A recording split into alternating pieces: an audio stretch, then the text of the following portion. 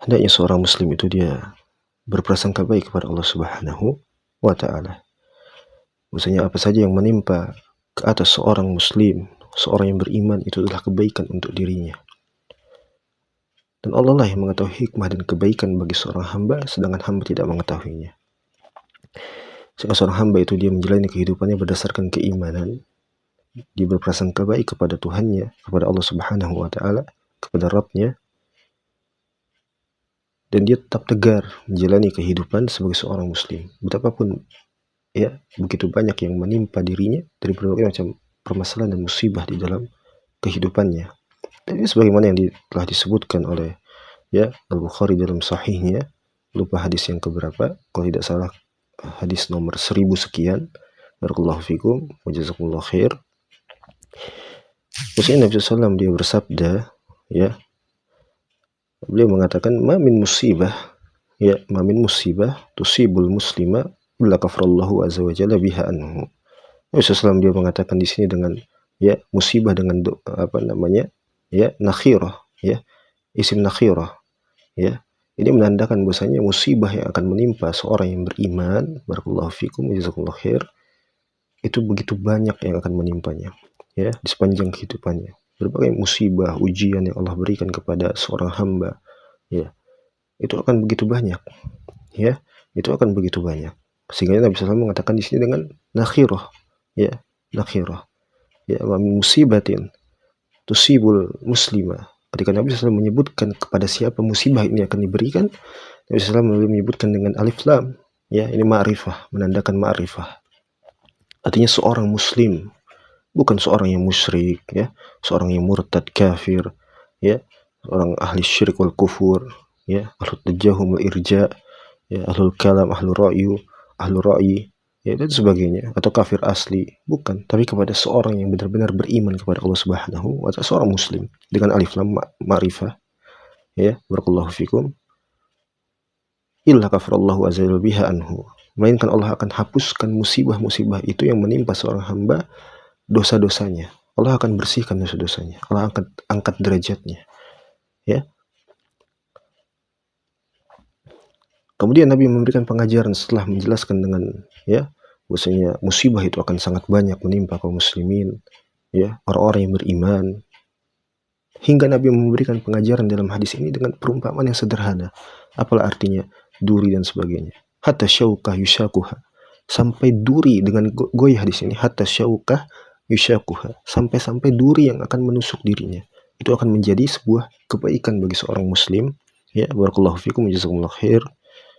Agar Allah angkat derajatnya, Allah cintai dirinya, Allah bersihkan dosa-dosanya, sampai duri yang menempel atau menusuk dirinya, seorang muslim.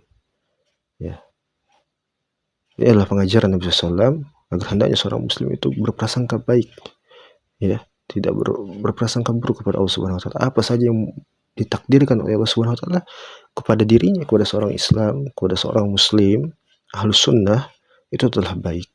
Allah mengetahui hikmahnya, Allah mengetahui kebaikan untuknya.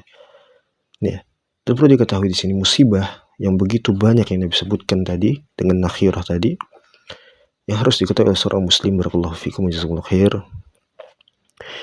adalah musibah kekufuran, musibah kekufuran, nasallahu ta'ala wa'afiyah. Sehingga seorang muslim harus tahu bahwasanya musibah terbesar yang akan menimpa dirinya adalah berpalingnya dia daripada agama Islam. Dia murtad tanpa sadar, dia kafir, dia melakukan kesyirikan akbar, dia dan semacamnya, kekufuran, menimpa padanya kekufuran. Ini adalah musibah yang paling azam, yang paling besar yang harus diketahui. Sehingga Nabi SAW, sehingga Allah Subhanahu wa taala membahasakan dalam Al-Qur'an, dari mulai musibah-musibah yang secara keduniawian Allah sebutkan dalam Al-Qur'an. Allah Subhanahu wa taala berfirman, walanabluwannakum, dan sungguh kami akan memberikan ujian kepada kalian, walanabluwannakum bisyai'in minal khairi wal khaifi wal ju'i wa naqsim minal amwati wal anfusi was samarati wa basyiris sabirin.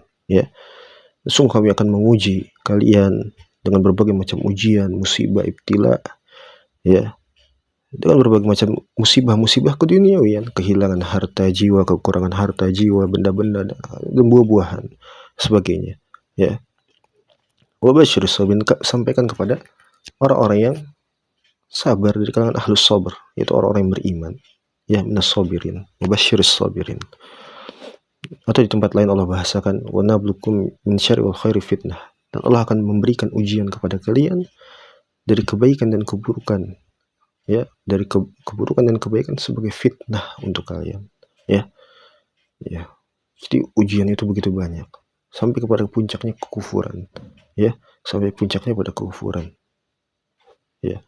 Makanya ada musibah, ada nikmat, ya. Dan nikmat yang paling besar, kalau tadi musibah yang paling besar adalah kekufuran, nikmat yang paling besar adalah iman dan Islam. Ya, Allah juga bahasakan dalam Al-Quran sebagaimana khitabnya ini kepada Nabi SAW. Allah mengatakan, qul bifadlillahi wa birahmatihi fabidzalika falyafrahu khairum mimma yajma'un. Ya, katakan wahai Muhammad, ya, dengan karunia dan kasih sayangnya Allah Subhanahu wa taala, hendaknya mereka itu berbahagia dengan iman dan Islam. Huwa khairum mimma yajma'un. Iman dan Islam itu adalah sebuah kebaikan yang paling besar, ya, dari seluruh perbendaharaan keduniawian yang mereka kumpulkan. Dari seluruh perbendaharaan keduniawian yang mereka kumpulkan. Ya, huwa khairum mimma yajma'un. Ya, jadi harus dipahami bahwasanya yang pertama adalah seorang muslim akan ditimpakan kepada mereka berbagai macam ujian, hatta syauka yushakuha, sampai-sampai duri yang menusuk dirinya. Ya, ya, dari yang rendah sampai yang ujian yang begitu berat. Kita berlindung kepada Allah dari, ya, ujian-ujian yang Allah berikan kepada kita agar Allah menguatkan kita dari takdir yang buruk. Ya. Dan juga nikmat yang harus dijaga, nikmat yang paling besar, yaitu iman dan Islam. Dan ini juga disebutkan di dalam kitab barakallahu fikum jazakumullahu khair, yaitu kitab Ibnu Abi Dunya kalau tidak salah, di dalam kitabnya Al-Hazan. Beliau juga menukilkan hadis Nabi SAW. Beliau mengatakan, Nabi SAW bersabda, idza kasurat dzunubul abdi, apabila seorang hamba itu, al-abd di sini kata para ulama dengan alif lam, itu tandanya adalah seorang muslim.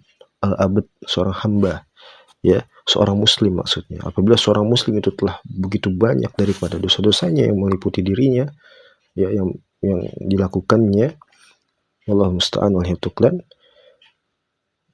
Kemudian apa kata Nabi SAW, ya, walam yakun lahu, dan tidak ada padanya, yukaffiruha, sesuatu hal yang dapat menghapuskan dosa-dosa tersebut, yang dapat dirinya untuk menebus daripada dosa-dosa tersebut, ya, Nabi SAW, ya.